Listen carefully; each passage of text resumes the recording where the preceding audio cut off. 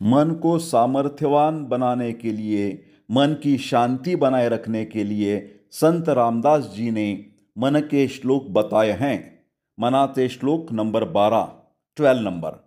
मना मानसी दुःख आणू नको रे, मना सर्वथा शोक चिंता नको रे, विवेके देहे बुद्धी सोडोनी द्यावी, विदेहीपणे मुक्ति भोगीत जावी।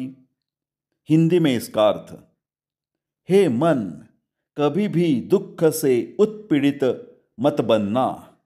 हे मन, तुझे दुख और चिंता से अलग होना चाहिए। विवेक करके देह बुद्धि से छुटकारा पाने की कोशिश कीजिए। इसका मतलब, मैं देह हूँ, ये भावना छोड़नी चाहिए और आत्मबुद्धि से मुक्ति पानी चाहिए। Translation in English: O mind, do not bring the sorrows into you. Do not be anxious. Do not be miserable.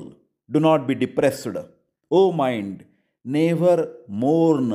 That means do not have the worries about the past, present, and the future.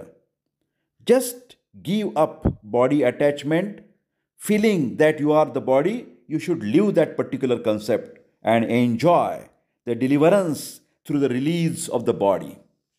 मराठीमध्ये अर्थ: हे मना, तू अंतर्यामी दुःखाचं चिंतन करू नकोस. कधीही शोक किंवा काळजी करू नकोस. आपल्या पाठीमागे परमात्मा आहे.